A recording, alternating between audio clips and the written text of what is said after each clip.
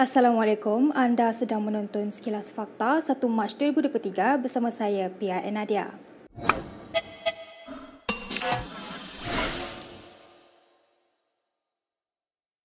Ahli Parlimen Tasik Gelugur Wan Saiful Wanjan tidak dapat membayangkan situasi penyokong UMNO yang terpaksa mengundi calon DAP pada PRN akan datang. Wan Saiful juga melihat keadaan sebaliknya di mana pertama kali penyokong DAP akan memangkah UMNO. Wan Saiful yang dipetik oleh Sinar Harian semasa program Temu Bual secara langsung akhbar itu turut melihat satu sejarah apabila penyokong Amanah dan PKR berkempen untuk UMNO, MCA dan MIC. Pada masa sama, Wan Saiful berharap penyokong PH dan BN yang tidak berpuas hati dengan prestasi kerajaan semasa akan memberi peluang kepada PN. Wan Saiful berkata kajian menunjukkan setakat ini prestasi kerajaan tidak begitu memberangsangkan. Sambil mendakwa rakyat kurang percaya terhadap kemampuan pentadbiran semasa dalam mentadbir negara, Wan Saiful menjelaskan ini akan memberi kesan kepada prestasi PH dan BN dalam PRN. Menurutnya lagi, rakyat kurang percaya dengan kebolehan kerajaan hari ini untuk mengurus negara terutama ketika cabaran ekonomi yang makin mencabar. TikTok Malaysia memberi jaminan platform itu mempunyai mekanisme untuk menghalang sebarang pengaruh politik. Kenyataan itu susulan dakwaan seorang pengguna akaun TikTok mendakwa Ketua Penerangan di satu bahagian PAS Selangor bekerja di ByteDance iaitu syarikat pemilik TikTok. Individu itu mempersoalkan jika ia menjadi sebab berlakunya kemerosotan jumlah penonton melibatkan sebahagian pengguna TikTok yang memuat naik kandungan politik. Dalam kenyataan semalam, Ketua Dasar Awam TikTok Malaysia Hafizin Tajuddin menafikan dakwaan tersebut. Merujuk pemimpin PAS itu sebagai bekas pekerja, Hafizin berkata moderator kandungan tiada sebarang akses terhadap alat promosi kandungan.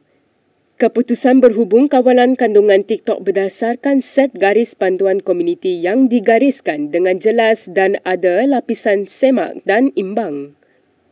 Hafizin berkata TikTok mengendalikan semua kandungan termasuk berkenaan politik secara neutral dan berdasarkan garis panduannya menerusi kombinasi dasar, teknologi dan pengawalan. Sejak PRU lalu, TikTok menjadi media sosial yang paling diperhatikan kerajaan. Ramai pemerhati perpandangan kejayaan PN dalam PRU 15 adalah kerana kempen di TikTok yang berjaya meraih sokongan golongan muda. Berita seterusnya, PN tetap dengan pendirian bahawa dakwaan rasuah yang menyelubungi program Jana Wibawa adalah konspirasi kerajaan walaupun berdepan tindakan saman. Ketua Penerangan PN Muhammad Azmin Ali mempersoal mengapa hanya pemimpin bersatu sahaja yang menjadi sasaran penyiasatan dan pendakwaan. Sedangkan menurut Azmin dalam satu kenyataan, program itu diteruskan ketika UMNO menerajui kerajaan di bawah pimpinan Ismail Sabri Yaakob. Azmin membangkitkan di mana pertuduhan terhadap Wan Saiful Wanjan adalah bagi kesalahan yang didakwa dilakukan pada April 2022 untuk satu pertuduhan dan antara Julai 2022 dan September 2022 untuk pertuduhan lain. Sedangkan, katanya lagi, Presiden Bersatu Muhyiddin Yassin telah meletak jawatan sebagai Perdana Menteri pada 16 Ogos 2021. Azmin mendakwa ini menunjukkan kerajaan perpaduan pimpinan PH dan BN menggunakan institusi kerajaan untuk menganiayai lawan politik bagi menjejaskan kredibiliti PN dalam PRN akan datang. Kenyataan Azmin itu dibuat sebagai maklum balas terhadap notis undang-undang daripada BN yang menuntut Muhyiddin dan Azmin memohon maaf secara terbuka atas fitnah dan membayar pampasan.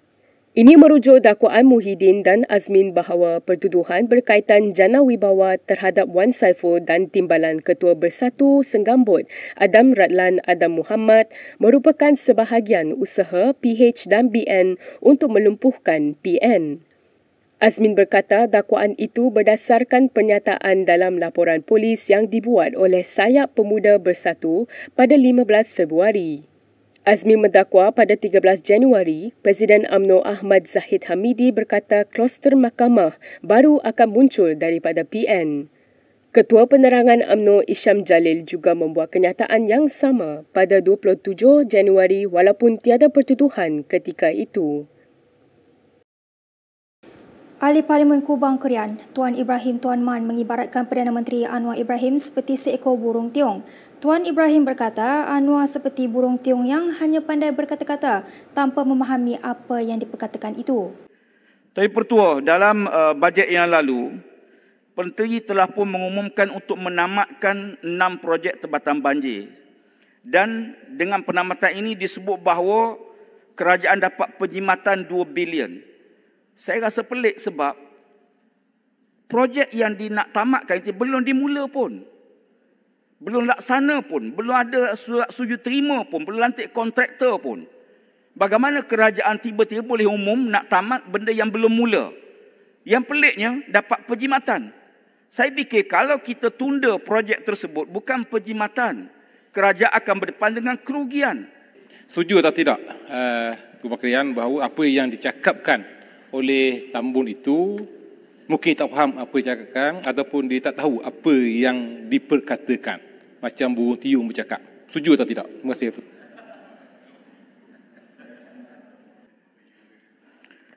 Burung tiung tu saya setuju. Sebab dia pun tak faham apa yang dia cakap. Dan saya fikir bahawa kita perlu Dewan mendapat penjelasan yang jelas tentang isu ini. Kita ke berita seterusnya. Presiden PAS Abdul Hadi Awang mengingatkan bahawa negara ini akan dikuasai oleh golongan bukan Islam sekiranya kaum Melayu tidak mempunyai kesedaran politik. Bercakap pada program Dialog Ulama Negarawan bertajuk Mendepani Cabaran Globalisasi Media Masa Kini, Hadi berkata bahawa kedudukan politik sangat penting bagi masyarakat Melayu di negara ini. Saya jumpa Tun Mahathir. Tun Mahathir lah. Walaupun di luarnya nampak berbalak. Tapi di belakang baik bincang-bincang. Dia jemput saya datang, rumah dia pergi. Dia sangat runsing. Melihat pilihan raya baru-baru ini walaupun Perikatan Nasional mencapai kemenangan. Dapat undi Melayu, undi orang Islam yang paling besar. PS dapat undi bukan Islam. Tetapi peratus bukan Islam yang keluar mengundi 98%. Peratus orang Melayu yang keluar mengundi 68%. Ini sangat membimbangkan. Sejak PRU 15 lalu, Hadi sering menjajah teori peratusan Melayu keluar mengundi rendah dan mendakwa pada awalnya peratusan keluar mengundi orang Melayu adalah sekitar 60%. Antara yang mempertikaikan perangkaan Hadi adalah penyelidik Bridget Welsh. Kajiannya mendapati bahawa peratusan keluar mengundi Melayu adalah yang terbaik dengan sebanyak 79%. Welsh juga mendakwa kajiannya menunjukkan hanya 54% pengundi Melayu yang mengundi PN. Dalam pada itu, ahli Parlimen Marang itu berkata masyarakat Melayu perlu menyedari tentang kepentingan untuk keluar mengundi. Tapi orang kita masih pandang buat umrah sunat lebih afdal daripada mengundi. Sekarang-sekarang belakang pergi buat umrah sunat. Biar negeri ditakluk oleh orang. Kalau macam ni negeri kita dikuasai oleh orang lah akan datang. Ini bahaya, kita tak sedar perlunya pilihan raya. Perlunya politik. Pada PRU yang lalu, gabungan PN diterajui dua parti besar PAS dan Bersatu menang 74 kerusi berbanding PH 82 dan BN 30. Walaupun gagal menubuhkan kerajaan, PN menguasai sebahagian besar kawasan majoriti Melayu selain berjaya menubuhkan kerajaan negeri di Perlis. Sementara itu, Hadi menjangkakan bahawa kerajaan hari ini yang diterajui oleh Anwar akan tumbang tidak lama lagi. Hadi bagaimanapun tidak menyebut secara spesifik berdasarkan apa jangkaannya itu dibuat. Tengah hari tadi, Tuan Guru Yaci ada sebut tentang pintu terbuka, dinding roboh, atap bocor berkaitan dengan kerajaan hari inilah. Nak tanya tentang pandangan bacaan Ayah Cik, agak-agak bila Ayah Cik boleh pimpin kami masuk pula dalam rumah tu. Ramadan ni wa yaquluna mata hu qul asa an yakuna qariba. Mereka tanya bila berlaku? InsyaAllah dekat. Ahli Parlimen Marang itu juga tidak menyebut jika PN yang dianggotai partinya bersama sekutu utamanya bersatu sedang mengaturkan sesuatu. Semalam, Hadi ketika berucap di Dewan Rakyat berkata bahawa pembangkang tidak boleh dipersalahkan sekiranya pentadbiran PH runtuh sekali lagi. Untuk rekod, Hadi sebelum ini pernah berkata dirinya adalah individu yang memulakan langkah untuk menumbangkan kerajaan PH pimpinan Dr. Mahathir Mohamad ketika itu selepas 22 bulan memerintah negara. Berikut beberapa lagi ringkasan berita untuk hari ini.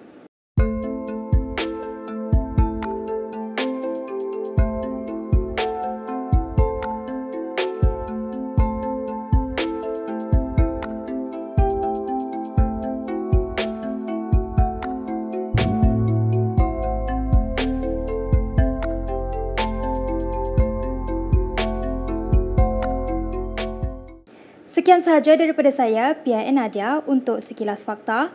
Untuk lebih banyak berita, anda boleh melayari kinitv.com. Anda juga boleh mengikuti kami di Instagram, Twitter, YouTube dan Facebook. Salam hormat dan jumpa lagi.